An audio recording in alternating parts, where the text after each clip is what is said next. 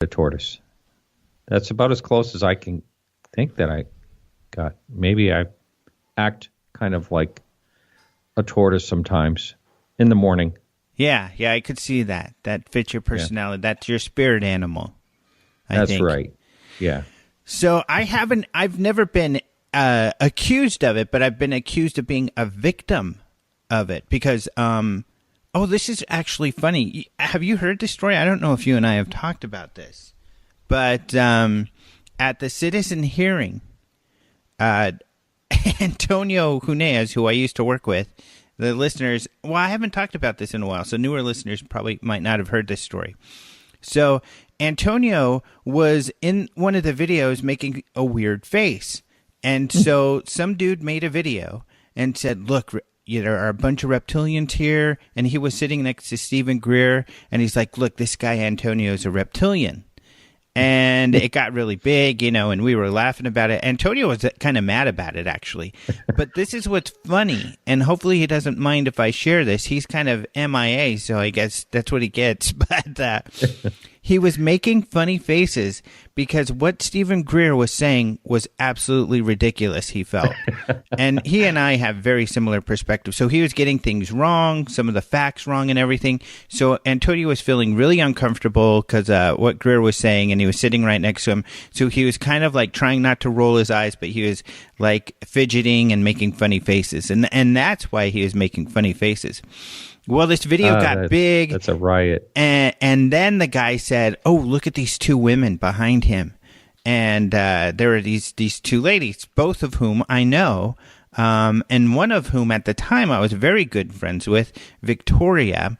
And the other one was Karen, who I'm now been dating for many, many years. And, we're soulmates. So the other was my soulmate. But the guy said, look at these two women in the background. And they were actually volunteers in helping and running the citizen hearing. And he said, these two women are reptilians too. So we made fun of the whole thing. And Jason and Maureen were, they used to work at Open Minds, and they were on a video where they made fun of the whole thing. And the guy got really mad and accused Jason and Maureen of being reptilians. So it was kind of funny. So I was joking around how I didn't even know any of this, and this is so scary. I'm working with reptilians, but if they are, they seem kind of nice. And Alfred Weber took that and put it in a story, like taking it serious as if I was really terrified. And that was kind of the headline of something around Alejandro being terrified that he's now working. He found out he's working with reptilian. So really funny. I wasn't accused of being a reptilian, though. So I think I should take that as a compliment because it didn't seem like this person felt that was a good thing. Don't you have to do like some type of shape shifting or something to be a certified reptilian?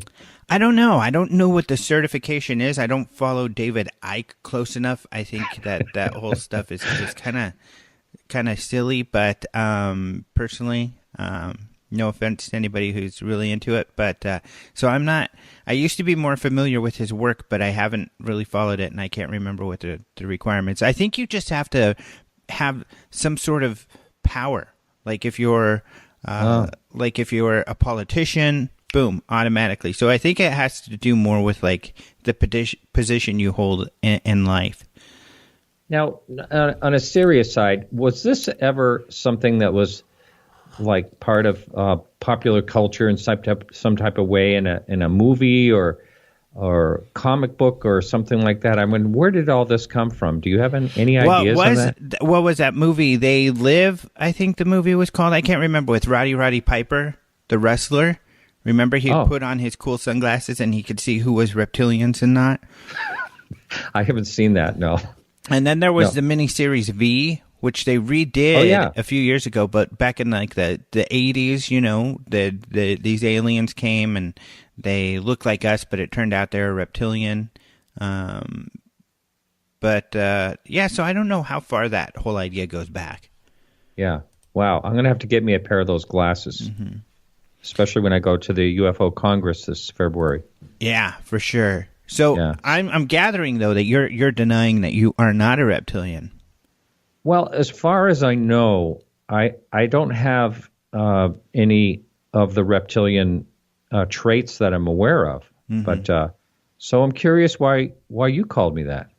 Well, it was, I think, a subconscious thing because I was thinking about aliens because I was writing something, and I was looking at our website with the whole alien autopsy thing. I think that was part of it. But now that I think about it, it was kind of good because it let me flesh out and talk about this with you, and later I'll be able to analyze it and maybe put this through some sort of machine that will analyze your voice and be able to determine whether or not you're telling the truth and whether you are a reptilian or not. Are you going to get Ben Hansen involved in this? Maybe. Yeah. The good thing for you is that I don't believe in discriminating against, people for their race or creed or anything. So even if I do find out you are a reptilian, I'll still give you a shot. I won't discriminate against you. That's kind of you, really. Yeah. We need that. Yeah. I think that's important. Yeah. So we should get on with the business of which people have paid big money to hear us do. True. Actually, it's free. But UFO news, do you have... Or actually, let me talk about my guest because this is exciting. Oh, good. So my guest is Jeremy Corbell. And why is that so exciting? I've had him on before. I think I was one of the first, if not the first to have him on, and the first to have him come speak at our conference and helped him become big because he's got cool stuff. Because he's got more cool stuff coming out. That's why, in fact, tomorrow his video is going to be, his latest movie is going to be available, and it's going to be on iTunes. And so I'm just super excited about it. I'm a huge fan of his work, and he's done work that is not UFO related. And it's just, we talk about this in an interview. It's very intimate. He gets to know the people that are his subjects, and I think it allows then you, the viewer, to get to know them at a level that, no other documentary really explores, at least as far as in this field, and even for outside of this field, it's very, to me, it really draws you in. I really like it. It's a bit enigmatic, but so is life, and so are we all as people. But so I'm really excited about this. So Jeremy's, if you're listening to the podcast and it's Tuesday, and his video is being launched then today on iTunes, but actually, everybody's listening because even if you're listening on KGRA, it's the middle of the night, so it's probably already Tuesday. But he's also got some other stuff in the works that he hasn't shared before that we talk about, and some other exciting things that, some news that he was willing to share with our listeners for the first time. So really exciting stuff. I think people are really going to enjoy this conversation. Wow. Just last night, I communicated with him. That is ironic. Whoa. Yeah, and I didn't know about his film coming out. Oh, you Tuesday. Didn't? No, I just I was going through some past guests that I thought were interesting, and I reached out to him to see if he could come on my show this week. So I'm glad he couldn't, because that would be like a double header. So he's going to be on my show. Well, now you know why he couldn't. November 8th. Because he's so busy with the launch of this, and he's got a ton of stuff scheduled. So that's too bad, because if he would have known earlier, I think he would have loved to have gone on, because he's going to be, that's what he's doing right now. He's promoting his film like big time. So really cool. So we'll be talking about that. And this is, I think he's going to be in L.A. in a couple of days, I believe, or even tomorrow. Yeah, they're going to be doing a screening in L.A. of his movie for the press and stuff. So cool stuff. Uh-huh. Wow. So that's the guest today. So now we can move on to the news. What you got, buddy? Well, I'm going to talk a little more. We've talked about this Deputy Sheriff's Roswell sighting in the past. And so Phil Mantle has written recently, and this has to do, again, with Irina Scott, who wrote the book UFOs Today, 70 Years of Lies, Misinformation, and Government Cover-Ups. We both have had Irina Scott on the show. Interesting woman with an amazing background. Well, this witness, a Deputy Forgas, thought he had witnessed the 1947 crash, as we had talked about before. And he was actually en route to pick up through to Roswell, actually, to pick up a prisoner when he supposedly was redirected after he heard over the radio there was a crash on certain roads to try to find this crash. So the bottom line is he was a straight shooter. Both his both his nephew, that is, and his son both said he was a no-nonsense type of guy.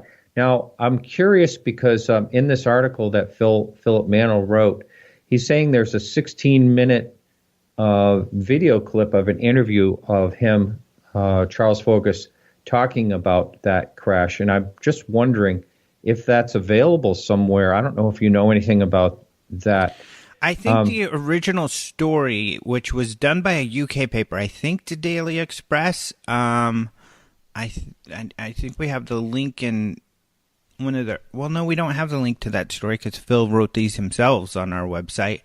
But I'll look that up. But I think in the original Daily Express story, they had that video. Someone else has asked me about that, too. Well, so anyway... basically the bottom line is there's still some discrepancies, but Phil was trying to straighten most of that out. He did say, he also did admit that there were discrepancies in the testimony on the tape as far as what supposedly happened at Roswell. But, he does mention that a Roswell investigator called Deputy Fogus as a lie of that this happened, but he most likely saw something happen, according to his son, who believes in his story, and his nephew. Yeah, so I think Philip was really excited about this news, and he wrote the story, which is great, and of course we are super, super grateful for it. But it doesn't really change anything, and the problem is the discrepancies are so huge. I mean, he didn't become a deputy. I think Chase Kletsky, who we've both had on the show, you just had her recently. She helped investigate this, and her team, and they discovered he wasn't a deputy until 1953, which is the earliest this event could have taken place. And Philip in this story asked his son about it, and his son said, well, I still think it happened in 1947, like my dad said, but I mean, it couldn't have. And so that's a major problem. And even if it did, he said it was right off the road, and the crash site is not right off the road. Off any road. Not off any road. Yeah, it's not off any road. I mean, the original site where Mac Brazel saw it, I've been to, and it's in the middle of nowhere. It's certainly not right off of any road. And it takes a while to get there. You've got to drive through, dirt roads and over hills, and you're really off-roading it there for a while. So... yeah, so the discrepancies are so huge that it just does not equal this guy... did not see the Roswell crash, and if he saw a crash, here's another thing from the story that Philip just wrote too, is that this guy said when he left the scene, he still did not know what had crashed or even if it was something abnormal. Mm-hmm. So he left the scene thinking, well, maybe that was a plane crash and those were dead people. And if that's the case... there's just so many problems. If that's the case, and then later when he saw a TV show on Roswell or something, he thought, oh, that must have been what I seen, then it just, too many problems. Memory doesn't hold up for that long. So he might have been a super honest guy, and it could be an honest mistake, which I think happens a lot. Yeah, and when something jogged his memory of the TV show, maybe... Well, the one thing he does say, that he observed the recovery of a 100-foot diameter round craft and strange-looking dead bodies. That would be kind of hard to jumble around in your memory to come up with that, So, yeah, it is. There is some discrepancies for sure. Yeah, I think what would be a good question to ask the son is, what did he originally describe to you? Did this idea of it being round come up later after he saw the show, or was this something he had originally described the first time he told his son about it? So, right. But yeah, the other hard part is I know, and I say this with, I really like Irina and Philip. Philip is great. I mean, this whole alien autopsy thing, he posted a story just the other day on his work on that, and it is the definitive, piece, I think, on how the whole Roswell autopsy came about and how it was hoaxed and faked, and he's got all the details. So if people are interested, really check that story out on our website. It's great. But I think they were really excited to have, I think, their own witness. But there are actually a lot of witnesses out there and a lot of better witnesses. And Roswell's such a weird situation. And I would recommend, I'm reading this now, and I talked to Kevin Randall, had him on the show not too long ago to talk about it. But his book, Roswell for the 21st Century, great book. I mean, you have to already know quite a bit about the Roswell case before you even crack open this book. So it's not for the novice, for better or worse. But if you are familiar with the case, you'll find this book fascinating because it's very honest about who said what when and if their stories changed. Some people's stories changed quite a bit, just demonstrating how memory is just a fallible thing. Do you think people's stories change because they are paying attention to what other people are saying? Largely. I think there's a whole bunch of different things that happen. I think that happens. And, there's tons of studies that show once you hear someone else's account of something that you witnessed, your memory changes. So there's a bunch of things. Memory's changing. There can be a lot of different things that can change one's memory. And once some sort of outside information contaminates a memory, that memory can be damaged forever. So, yeah, that's why it's so important to write down what happens right when something happens. For instance, the guy who took the most famous photo of, Marcel and General Ramey with the debris. His story changed multiple times. At first he said he took 2 pictures. Then he said 4 pictures. Because at first he said only Ramey and his Colonel Dubois was there. And he said Marcel wasn't there. Then he changed the story. Oh, Marcel was there. Then the weather guy was there. Then the weather guy wasn't there. His memory kept changing. And it wasn't until, Kevin looked at the physical evidence, which was that 6 of the pictures, the same film was used. So he definitely took those 6 pictures, and they were owned by the newspaper that he worked for, which then their archives are at the University of Texas, and so that's why they have these pictures. But yeah, you have to follow the physical evidence because unfortunately memory is just so unreliable. I've actually realized this was fairly recently because we've been talking about this a little bit, about the memory thing. And that I combine 2 different events, has nothing to do with UFOs. Really? But in my personal life, it was like I was confused about something that happened and realized that I combined 2 different separate situations. So, and I think that can happen. It happened with me, so I think that can happen with anyone. So this could be the case of the sheriff. He might be sort of combining 2 different things that happened, or just, it sounds like he may have combined with what he was watching on TV with what he saw, and just, an honest mistake, not something that he was just trying to do. Yeah. Yep. It's interesting how that happens. Yep. So unfortunate, but that's the way it goes. So, yeah, the other thing we mentioned was the definitive thing around the Roswell autopsy that Philip Mantle wrote, so people can check that out. That's really cool, too. Some of the interesting parts, this is kind of the crux of it.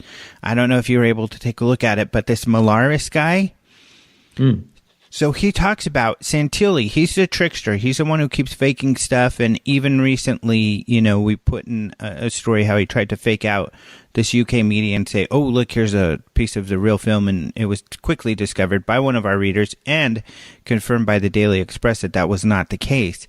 But so this guy's tricky. He went to Molaris in the first place and said, oh, look, I have this real film from 1947 of an alien abduction. He showed it to Molaris, and Molaris said, this isn't film, this is video. And he says Santilli was embarrassed because he was busted. And he was like, oh, okay, yeah, it's video. How did you know? And, so they talked about it. And so he said, okay. And he left. And he was embarrassed because he was... So Molaris got in touch with his friend John Humphreys, a special effects guy or artist, and said, hey, the Santilli guy tried to fake me out, but we should really do this. We should really make a film that looks like it's 1947, see if we can make it look real and make a real abduction film. And so he said, okay.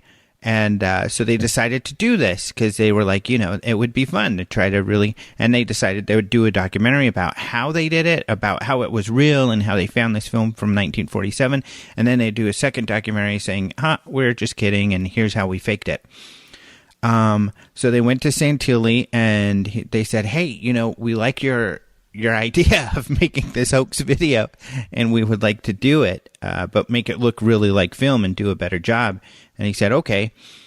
So he even shows the drawings. The idea of how the alien looks is completely out of Molaris's and John Humphrey's imagination.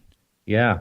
I love those drawings. Yeah. It was not based on any original film at all. The original film, as far as anybody can tell, did not exist. And so Santilli's story of that the film was based off of that is completely false. And they can demonstrate that. You can see those drawings where they're coming up with the alien and what it would look like. So really interesting story, but he's got the whole timeline and everything that happened there on the story. Yeah, yeah.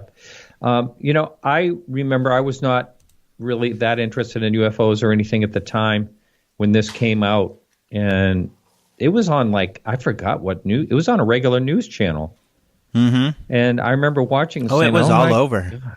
Yeah, thinking, wow, and so it really happened. I thought it was a genuine thing, but the funny thing is I just went about my day like everything's okay, even though I had that knowledge. Wow. Yeah. You weird kid. So, well, you're reptilian, so you know what was going on. Yeah, I knew what was happening. Yeah. Just a couple other stories I wanted to talk to people about. Yeah, maybe next time we could talk about it. But yeah, there's a video of a UFO over Yellowstone. I don't know. It's okay, I guess. But there's also Elon Musk talking about a singularity and kind of this matrix idea of how aliens have us in a matrix. I don't know how serious he is, but he was talking about that recently. And then the alien megastructure. We haven't talked about that in a while, but there's another theory about what that tabby star that is dimming and pulsing at irregular patterns, which some people have thought maybe it's an alien spacecraft or city or megastructure that's blocking their sun.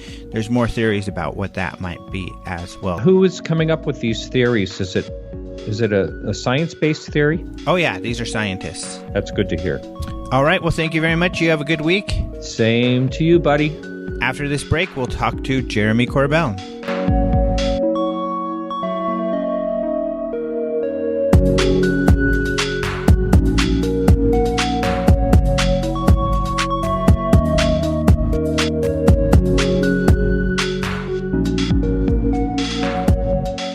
Welcome back. You're listening to Open Minds UFO Radio. I am happy to welcome back to the show the one and the only, the Globetrotter, Jeremy Corbell. Hello. Hey, Alejandro. Thank you so much for having me on again. Yeah, thanks for being on again. It's exciting. You got a lot of cool stuff going on right now. It's a wild world out there. So the first thing I want to say is that talk about is just because this is such a huge coincidence. You have been globetrotting. You've been, I guess, in Europe lately. And I think the first thing I saw was you took this picture inside of a ruin bar, and I was like, oh my gosh, I was hanging out like in that exact room. And for people who don't know, in Budapest, they have these bars that are essentially buildings that are just like kind of all run down. They look like ruins. And so they built all these bars with tons of different rooms in them. And what's funny is the picture you took is the exact picture we ended up hanging out, or a place we hung out in. That's amazing. Yeah, it's what an art installation that is. It is just this immediate clash, within your eyes of these really cool little environments as you walk through this maze of different bars and people. It was something spectacular. When I saw your text that you had just been there, I thought that was so cool. I started my trip all around Europe basically to promote Patient 17, but the main thing that happened was I got offered a premiere at the National Museum of Denmark, and also to give a 2-hour talk for Patient 17. So that was just such a spectacular opportunity. It was so beautiful, and the people there that hosted me, Exopolitics Denmark, they were just amazing. The guy Freddie was the main guy. Just what a cool experience. My mom came with me all through Europe as I did this tour. Oh, cool. So they arranged for you to do these talks around Denmark, I guess, then? No, they arranged for the premiere, the European premiere of my film Patient 17 at the National Museum in Denmark, and then to have me talk. And then it just so happened it was an opportunity to travel with my mom just all around Europe. And we got city to city and met up with other people interested in UFOs. And people would reach out as I entered a country and would take me around. There's a friend of mine in Amsterdam named Alex, and we've only spoke about UFOs via, online and Skype, and we got to meet in person, and he took us all around. Mm-hmm. So what were some of the places you got to go to? Oh my gosh. So it was Denmark, and then went to Germany, Berlin, drove all the way down Berlin through Bamberg, which is this ancient city town in Germany. And then we actually landed in Oktoberfest in Munich, which was amazing. Then over to Amsterdam, and from Amsterdam, I think we went to Budapest, Vienna. It was wild. Awesome. That sounds super cool. And I want to get back to Patient 17 because this is the important stuff going on right now. But I did want to ask you about something else. And I think I forgot to tell you a little bit of business before we started rolling, but that's okay. We've got about 20 minutes, and then we'll take a short break and come back for about another 20. But my question is this. You've been doing some stuff with the Skinwalker Ranch. So how did that start up, and what's involved with this project? Right. Yeah. I think it's, no secret at this point that George Knapp has been an incredible mentor to me over the years to help facilitate as I go into these investigations. And obviously, he and Colin Kelleher wrote the book on Skinwalker Ranch, Hunt for the Skinwalker. So we started talking over all these years, and as you probably are aware, there was a change of ownership in the ranch, and Bigelow no longer owns the ranch. This really opened opportunities for these silence agreements to be breached. And so we're able now to go through all this archive of footage and everything that George has collected, and, the other scientists working there for years. And some of it over time we're able to put out. So we created specifically for this project the website hunttheskinwalker.com. And this is like the Twilight Zone and Twin Peaks with a Clockwork Orange twist, man. It is wild. And so I've been able to have access and go not only to the ranch, but also to the adjacent areas and interview and speak and film with witnesses. And we've been doing this quietly for a long time now. We're just able to start publishing this information and data. And so that's what you're seeing through hunttheskinwalker.com. And there will be lots coming out, but at a nice, steady pace.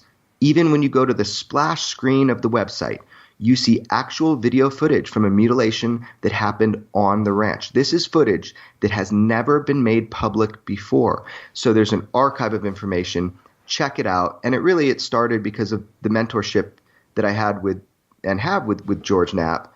And we are so excited to get this out there to people.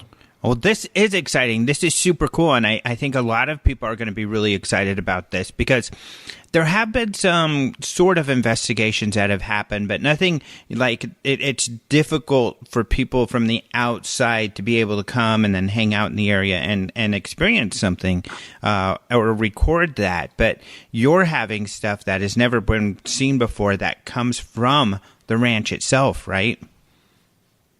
I would say not even that, but additionally, this is the first time in history that the tribal members, the elders, have allowed for a journalist to actually film. I got to sleep in the high traffic area of the Skinwalker. You are not allowed to sleep out there. You're not allowed to camp out there. And I was given, kind of an escort, a guy who was really great and really helped us navigate.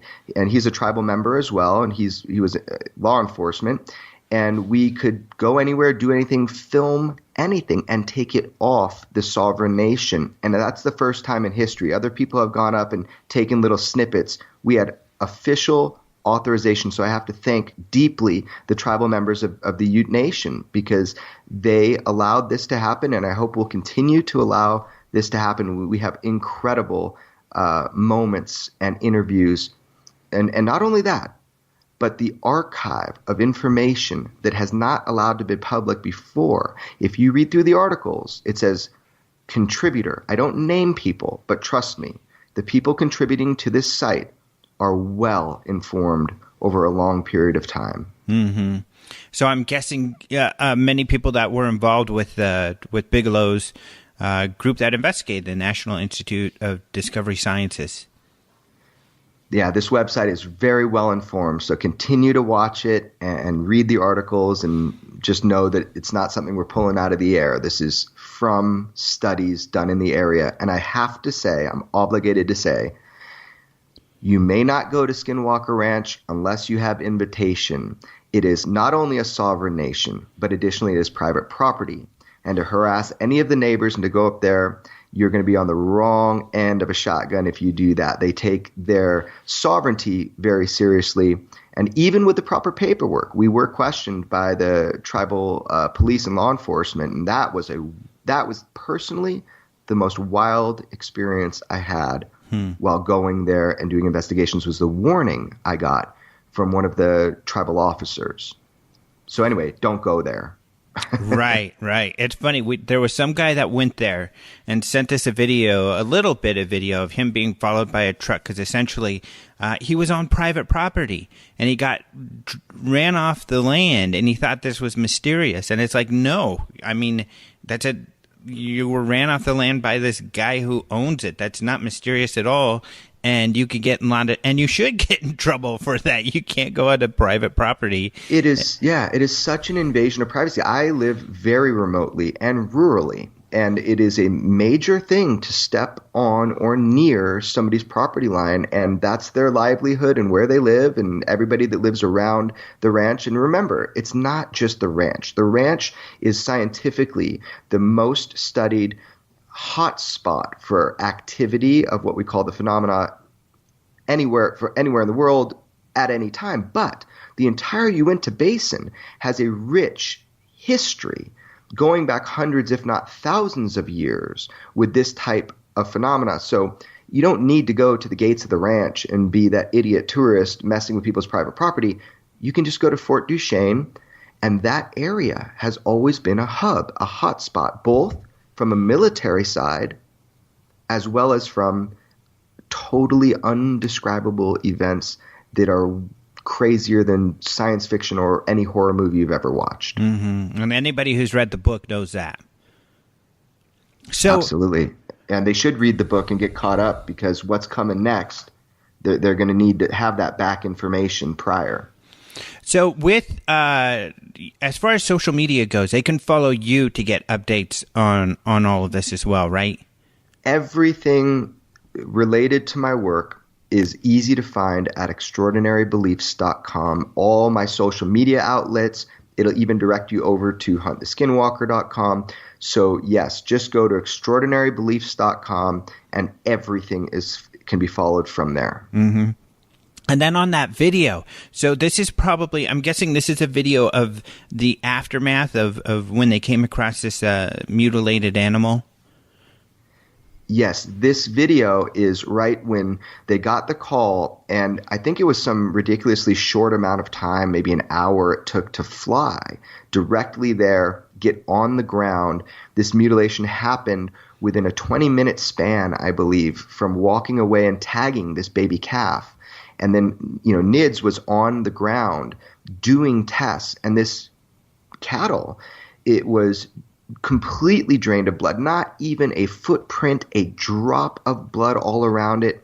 It was pounds and pounds of meat stripped from it. One of the most fascinating mutilation cases ever recorded, and we have video right after by a scientific team deployed instantaneously to be there. Just astounding. And that's just the splash page. There's so much more inside the website itself. Mm-hmm. Cool. All right. So moving on to Patient 17. So this is an exciting project. Now, Patient 17, there was a short that you showed at the UFO Congress. So we all got a little bit of an insight there.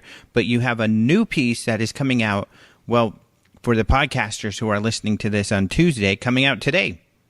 Yeah, well, you can actually buy it now, today, on iTunes. It will be on almost every pay-per-view platform in existence. So October 10th, 2017, look on iTunes or any pay-per-view platform for Patient 17. It is, in fact, my first feature-length film.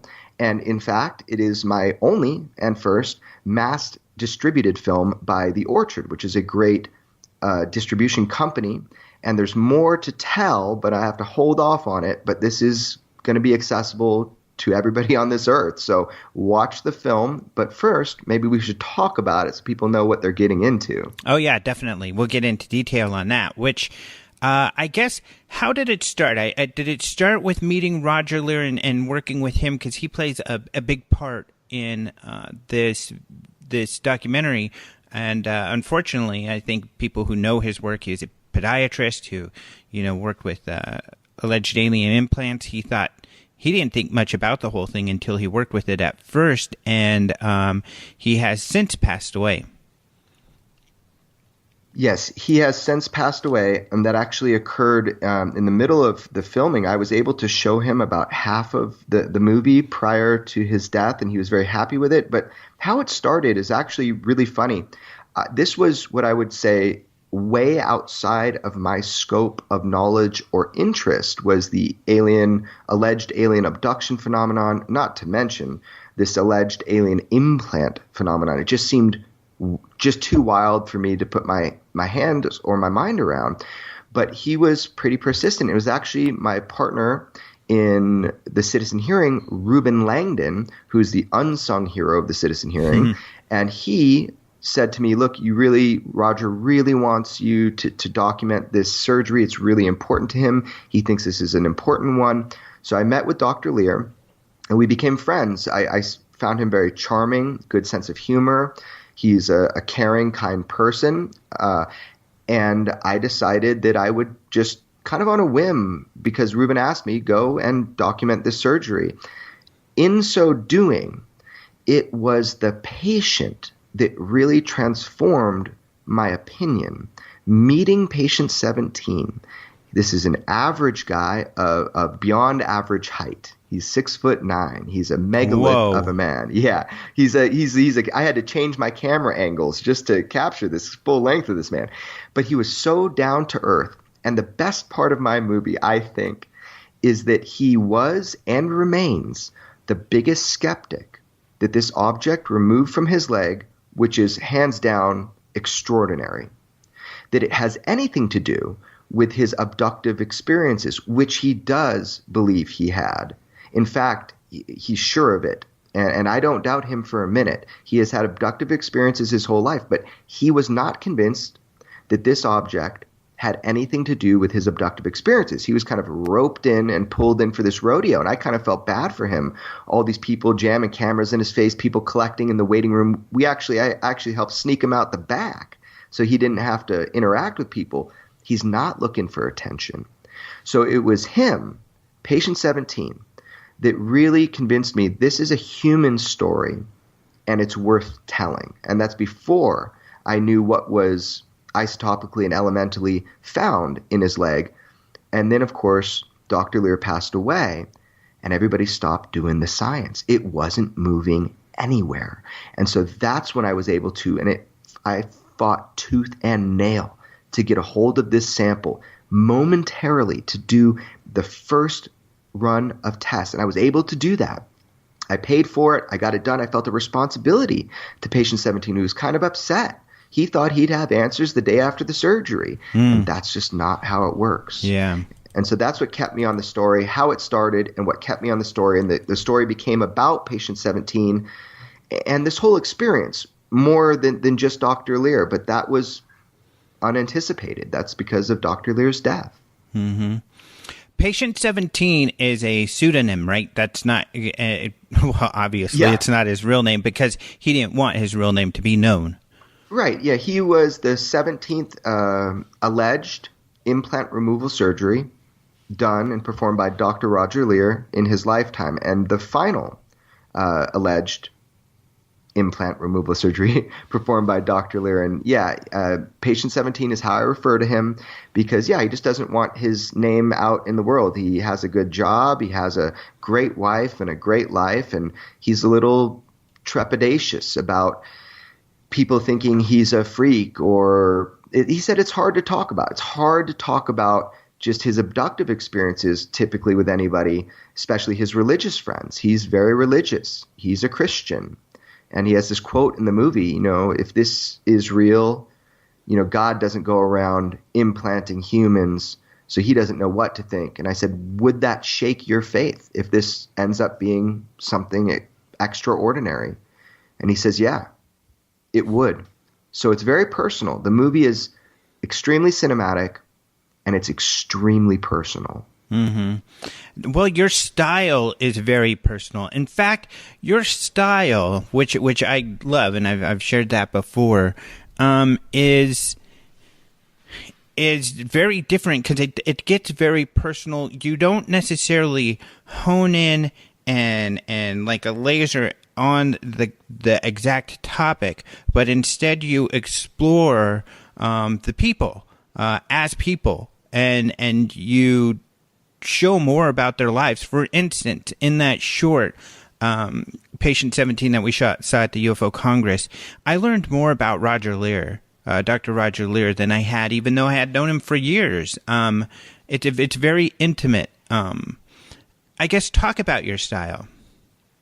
Yeah, well, it's my fundamental philosophy that behind all extraordinary experiences or claims are ordinary people. And so being able to look at an impression or an extraordinary idea, we first need to look at the human being and how they came, intelligent human beings, and how they came to those extraordinary ideas. This was the case with John Lear and the ongoing series that I'm working on with him. This was the case with Dr. Edgar Mitchell. And in fact, this is and was the case with Bob Lazar and the filmings that I've done with him. So these extraordinary claims and extraordinary just experiences that people talk about, you must understand how they came to these conclusions. And that is as telling and as interesting as anything out of this world. Mm-hmm. Like one of the things Lear is very passionate about, and you can tell, and a really moving scene is when he's working with or playing the organ. Maybe share a little bit about that, if you could. Sure. So, first of all, it's hard for people to really grasp this part, but I don't have a team of people. I work alone. So I film, edit, direct, sound engineer, audio engineer, colorize every piece, every frame of footage that you see coming from me. So I've filmed a lot, and then I've edited and put out what I can as a single human working on these projects. Now, going into Dr. Roger Lear, I like to use visual and metaphor to help the audience go on the same journey of discovery. that I went on in going through this. So to understand Dr. Lear, I said, well, what is your passion outside of your surgeries and the medical things we know about you? He says, well, I've always loved the Wurlitzer organ. And in fact, there's only a few in the world where the buildings were built around these machines, and inside the corridors of these buildings are the mechanical mechanisms that actually make the sound. And he's like, there's one in Santa Barbara. I go up there once in a while, about once a month. Would you like to join me? I said, oh, hell yeah, I want to join you. So again, I went with my mom, and we went up there, my mom and my dad, actually. And we went up there and had lunch with Dr. Lear, Dr. Roger Lear, and he showed me. And I actually recorded a bunch of his music. So I actually have a few hours of him just playing the Wurlitzer organ. And it's this impressive machine that ended up being this kind of Wizard of Oz metaphor for opening the door into the extraordinary. But seeing him play that, and he even plays, there's this little snippet at the very, very end of my movie, if you wait past the black, and he plays the tones that come from the movie Close Encounters. So I thought that was pretty cool. That is cool. And there's something about organs. That's what's kind of neat about it. It gives this feeling of supernatural to people. For some reason, maybe it's because of movies, we kind of have that idea around organs, it seems. These giant ones, at least. Yeah, and he has this great quote in the movie, and I don't remember it verbatim, but it was something like, that this is such a razor's edge kind of situation here with what he's doing. If you're missing a note, you might miss the whole thing. And I thought that was a great metaphor that he gave me. Mm-hmm. That was a really good one. And that's what's good. I mean, had you had more filming planned with him before he passed? I would have loved to continue filming with him, because he would never have dropped the ball when it came to the scientific analysis of this object. He was enthralled by this opportunity to show this on film. He wanted to know the truth. So the sad part for me, other than the loss of a friend, was that we had the loss of the engine, the person that was going to see this through. And that was this moment you see in the film. I am completely lost. I am the least qualified person on this planet to be trying to find reputable labs, or I was at that time the least qualified person. Now, actually, I have a great resource of my own personal invisible college, people around me who will donate resources from NASA Ames to NIST to other independent individuals who can get me the best analysis on anomalous materials or suspected anomalous materials. But at the time, I was floundering in the water. I had no idea. So I had to ask a couple scientists I know, who can I bring this to? What are the best, most credible labs I can blindly send this to and just have data? And so that's how I found Northern Analytics. And that's how I got the first set of results. And hopefully there will be more. But the custodianship of these parts, especially the only one I care about, is patient 17's object that was removed from him, the foreign body. That is what I'm fighting for now, is to get custodianship of that with patient 17 so we can continue this analysis. But Dr. Lear would have been on it. He would have continued this. So that's what I'm trying to do with this one sample. All right. Well, this is a perfect time to take a short break. We're going to be right back. If you're listening on KGRA, you'll hear some commercials. So check out some of these people, because they're the ones who help KGRA keep rolling. And for those of you listening to the podcast, you'll hear a few seconds of music, and we'll be right back with Jeremy Corbell.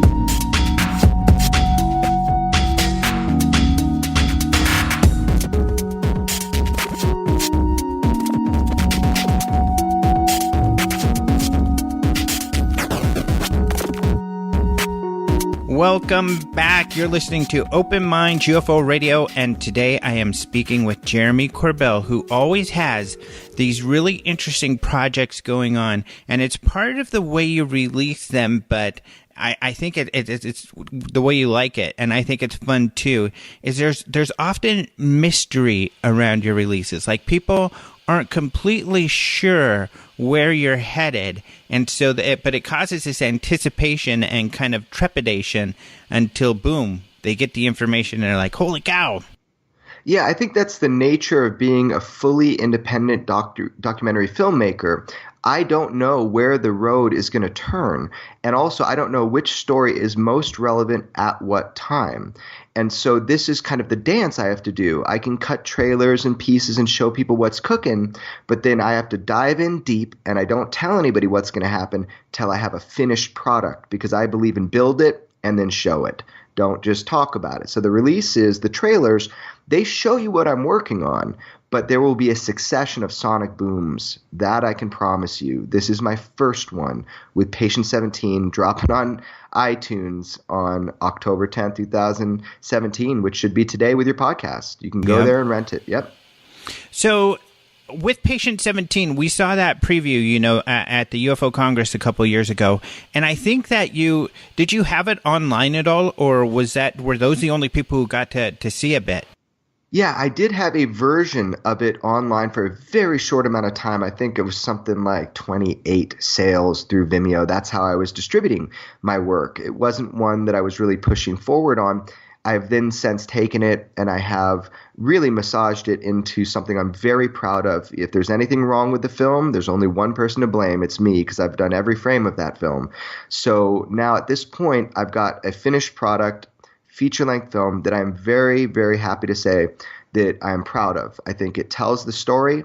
It shows the individuals. There are twists, there are turns, and there are some incredible moments that I did not anticipate, such as the physical analysis, the broad spectrum elemental analysis, and the isotopic analysis of two of the elements within this sample, which there are 36 elements in this tiny little object. And I'm assuming, they'll get the details when they see the documentary, but the results were anomalous. Yeah, I can straight up tell you it's not going to ruin the movie. It'll just tease the movie. But I was fully expecting, and so was Patient 17, that when we did the analysis, we would find the piece of a nail or something like that. We thought the mystery would be solved, case closed. It would be more about Dr. Lear, the movie, and more about his journey to try to prove this type of thing. But to our utter surprise, when these results came back, Zinc 64, if the results are correct, is definitively non-terrestrial. It is so far non-terrestrial, we're talking outside of the Milky Way galaxy. Now, the question here remains, and will remain until I can do more tests.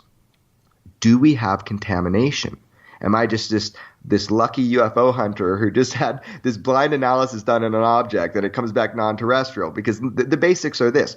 On Earth, when you have an element such as zinc, if you cut a mountaintop or you cut into the ground, you pull out zinc. There's going to be 5 different isotopes of zinc.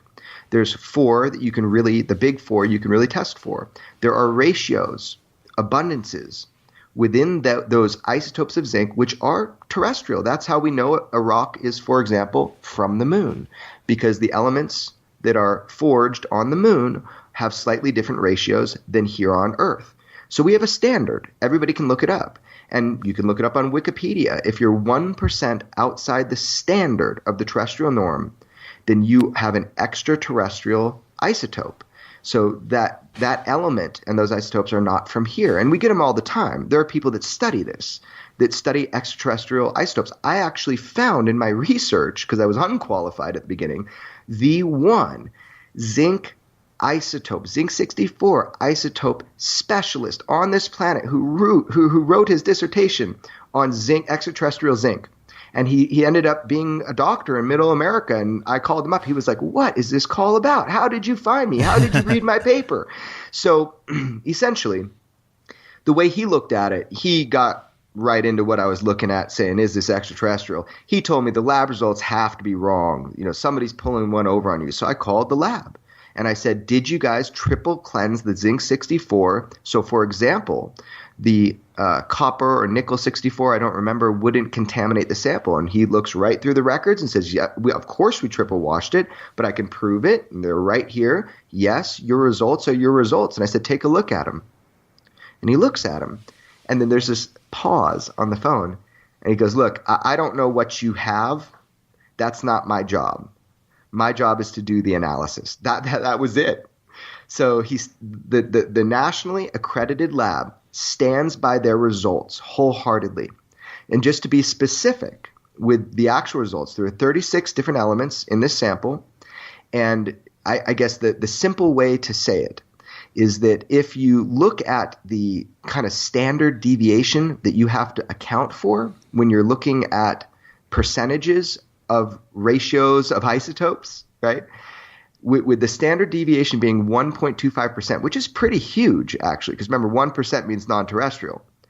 We are 2.5% beyond the terrestrial ratio if they're correct.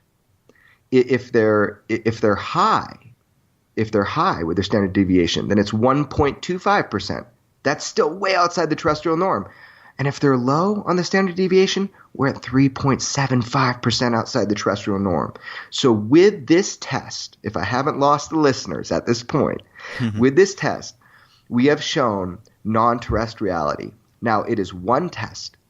I just spoke with Jacques Vallée about this. He came to my ranch. We were able to talk about the results because he's studying 15 different samples that he has collected over the years from alleged crashes, okay, that also have spectacular results to them scientifically.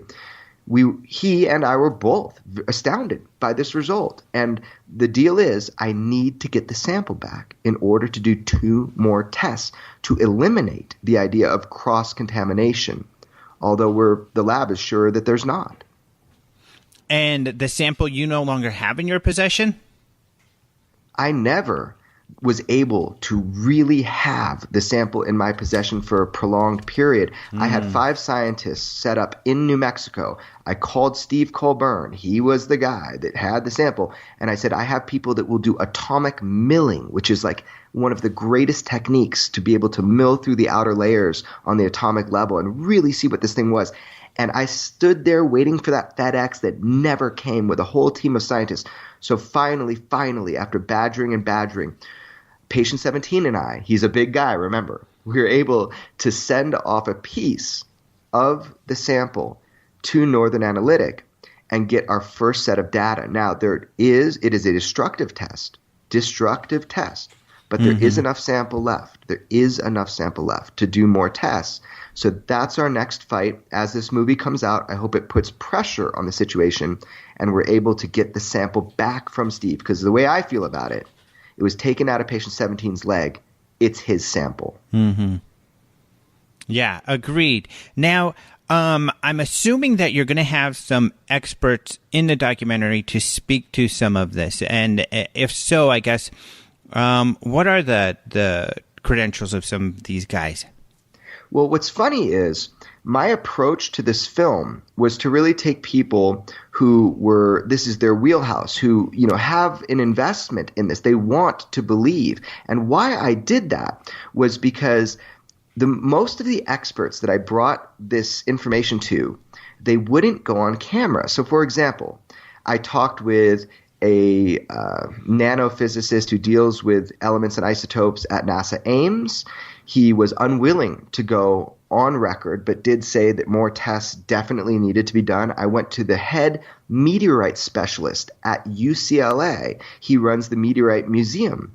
And again, he wouldn't go on camera, but he was interested in the results. But his reaction was kind of, they can't be right. There's no way they could be right because they're extraterrestrial. Wow. So I have a very controversial figure and person that's been in a number of my films who I dearly admire, who's Nanoman, because he works on a guy I call Nanoman. His name is Chris Cooper. He deals all the time, every day, with nanotechnology. He's built some incredible propulsion devices that were being studied by naval intelligence. This is all verified and verifiable and will be coming out in the films that I've made. he does things all the time. They're on bleeding edge. So I kind of just brought these to him and said, you tell me, what do you think as, a scientist? And it was fascinating. Of course, he has an understanding that extraterrestrials exist. That's part of why he does what he does. He's been inspired by his own experiences. But I was even able to ask Bob Lazar about this, who everybody says he's not a scientist or he's a janitor at Los Alamos, all these stupid things people say. And by the way, I'm going to be clarifying that. I might as well say it. That's going to be clarified to a degree that people have not seen yet. I have been and am working on something on Bob Lazar that is going to be the definitive documentary on his story and life. And that will be my next films. And you can bet on that one because I'm already cutting it. But I just want to come back to what I was saying. Bob was actually extremely helpful at looking at the isotopes and elements because he is the most skeptical scientist I have ever met, because he has to be, because he knows what's real. So most of this stuff to him, he's like, that's BS. So it was cool to get his opinion on this. And again, everybody comes to the same conclusion. We need more tests. One last expert I was able to interview and look through, but not get him on camera, because it was at a bar that I met him. I was looking through the analysis at UCLA. They have a bar there on campus. And it turns out this guy was a nanotoxicologist. So I said, hey, will you look at this and tell me something? This was in a guy's body. In the realm that you work in, would you want this out? And he's going through the data and he goes, this was in a guy's body? For how long? And I said, 10 years we know of. And he was just flabbergasted. He was like, yes, it was good you cut this out, no matter what it was. It's got toxic elements in it. You do not want this sitting in your body. So there were a lot of scientists that looked at it from traditional scientific realms, and they were unwilling to go on camera. There will be hot debate about the science of this.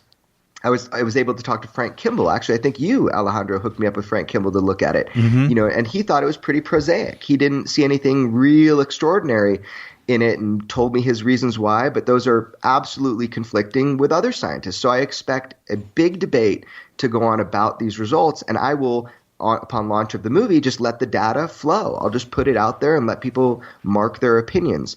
But no matter what, we need to do more tests. So that's my aim after the release of my movie, which is now. Mm-hmm. And that's always because, of course, Kimbler's been here before. Need to do more tests. And the hard part is having the material. So that's what's difficult. Even now, I hope that you are able to obtain that material to do further testing. I've got a puncher's chance, man, because Good. I know who has it. I know where it is, and I got a 6'9" friend willing to go get it with me. Well, that's cool too. And you say friend, and because, like you just mentioned it, I couldn't mention it before, but the Bob Lazar piece. What's exciting, and I didn't get all excited because you had told me previously you're doing this, but what's great about your pieces is that you do get so intimate, and it seems like you even kind of, for the most part, I've only seen maybe one character, and it's in this, if I can say, that maybe you weren't enamored with, but you get enamored with your subjects, and you can feel that in the film. But what's great about that is it gives the viewer a better look at who this person is, and I feel you walk away from your films really having a better understanding inside the psyche of these people. You got to know the ordinary person to understand their extraordinary conclusions, and that is my one primary aim of my film. There's two. The first and utmost primary aim of any of my documentary films is to uplift the visual aesthetic. After doing that, I try to really zone in on the human story so you get to know these ordinary people with extraordinary claims. And just for the record, I do not ever point my camera at somebody who I don't believe, or I don't believe they believe what they're saying. So charlatans, crooks, thieves, and liars. I don't point my camera at them. And also, I have a no douchebag policy. So if I don't like you, I'm definitely not telling your story. Oh, really? What if, though, to use your term, you run across a douchebag who's just kind of someone who's kind of on the periphery, someone who's adding information, let's say. I mean, it seems like for instance, the person I think is a bit of a DB, personally, that has appeared, and you probably know who it is. We've talked a bit about it, but we don't need to name names of people we don't talk about. But yeah, I cut them out. Basically, I don't ever film them again, period. That's it. There's tons of other filmmakers, tons of other journalists. But usually what I find, I have thick skin. People, when I say I have a no douchebag policy, people basically, it's not if they're kind of scratchy, or if they're just kind of bad tempered. I can deal with that. I get along with just about anybody. It's if they lie, mislead, exaggerate, or try to take the public's pure curiosity for understanding and twist it. We have a situation like that right now with Stephen Greer. We have that with the Corey Goods and the David Wilcox. We have those people who are absolute fraud charlatans running around saying absolute clarified lies and getting away with it, and spreading misinformation and disinformation for personal glory. And they are using the pure interest of good people who just want to know more because they've had profound experiences engaging with the phenomenon, and they're being sold the Kool-Aid to drink. And it is just deplorable, and that is something we have to fight against. Noise is the new black, man. And there is a bigger game being played with disinformation and distortion right now. And nobody is free from that type of influence. Nobody. And it's just one of the many veils that seem to kind of fall upon this topic. It's a deep thing, disinformation. It's a real thing. You see that with the reemergence of Richard Doty as the star witness in Greer's last film, which is ridiculous. I mean, I sat there with Jacques Vallée. Mm-hmm. He's seeing it for the first time, that little clip. He turns to me and says, there is no way that that's Richard Doty as a star witness in a film today. And I said, Jacques, I told you it is worse than you thought. So this is the problem that we run into right now, and we need to be prepared for. Yeah, I agree with you. I mean, that's our policy at the conference, is that we don't knowingly put anybody on who is a charlatan. Of course, there are times, I don't know if we've ran across it where we've found out otherwise afterwards. We did run across it a bit with someone not claiming their correct credentials at the last conference. But it's going to happen. We're in the world of UFOs and extraterrestrials. I mean, this is a world that charlatans gravitate towards, and every individual needs to use their huge bullshit meter that they're born with and make sure that they vet for themselves, question everything. Mm-hmm. Everything. And look, we learned this from Jacques Vallée. We learned this from him, back in the day. Origin, reinforcement, and manipulation. Origin being, we don't know where these things come from. Everybody claims to know. We don't really know. The only one singular thing we know for a fact that has been proven scientifically about UFOs is that they represent a huge amount, an extraordinary amount of energy in a really small amount of space. That is literally the only one thing that we know about UFOs.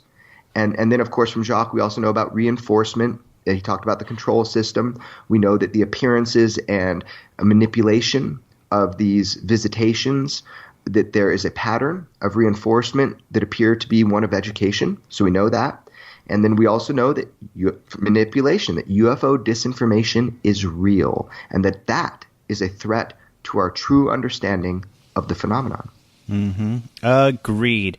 Now, finally, we've only got a little more than a minute left, but Patient 17, like in the piece, you got to know him too, and he's a more of a difficult person to get to know. He's kind of like, seems like he's a very strong willed person who is kind of lays it out. But what's interesting, he's not your typical abductee or someone who believes they've had these experiences. And that's what's interesting about him is I guess what convinced him, or what were his experiences that made him feel he was going through this? Well, he is very clear that his abductive experiences are real. He has had very tangible from childhood experiences where he would be found naked outside his house as a child, where he could not even reach the lock on his door from the inside with his family. So there's all these experiences that he's had that he knew were real. So when it was suggested to him that this thing in his leg might be related to that, he went along with it. Now, his eyes got as big as flying saucers when he saw the Gauss meter response, which is basically if you run it over a battery, it will, emit. But again, Dr. Roger Lear, for how much I love him, he was using a stud finder on the man. I found that hilarious. And he was misusing a stud finder. I've done construction. So there are some humorous moments in the film. For as much as I love Dr. Lear, there are humorous moments as you go into it. But Patient 17, that's what sold me on making this movie. The movie is about him, about his journey. And he is something to behold. He is a really fascinating character and individual. So, watch the movie. It's my first big one. I'm very excited, everybody. I mean, check it out. I'm proud of this movie. You're going to enjoy it. And there's going to be, I like to say small incision, big mystery. There's going to be a lot of questions after the film. And I do seek to answer them if I can. I'm really excited about it. I think he came across as very, very credible in the short. The pieces with Dr. Lear were great in the short, so I'm excited to see more. So I'm excited for every single one of your films. So I'm very excited about this one. And of course, as usual, people can go to extraordinarybeliefs.com to get all of your stuff, including your EBE award-winning Cosmic Whistleblower. So your short with Bob Lazar. That's right. That was so cool, man. The EBE. That I think I've got 2 from you guys now. So both are short films. One day I hope to get a feature with you guys because you really push the envelope with open minds. You really let people know what's going on, and you guys are fair and you are balanced. And when you tell stories, I'm always reading them. Well, thank you so much, and I think that there's going to be a great response. I'm so excited for it, not just for people to see it, but the response. It's always good, too, because the people out there who are actually doing real work keep everything rolling, A lot of people will say there's nothing new going on, but you're one of the people out there creating stuff and making stuff happen. So thank you for doing that, and thanks for being on the show again. No problem. And just last word, just want to say what's cool about this movie is you can watch it with your family, people that know nothing about the UFO topic. That's what I tried to do, is make this film accessible. So that was the goal.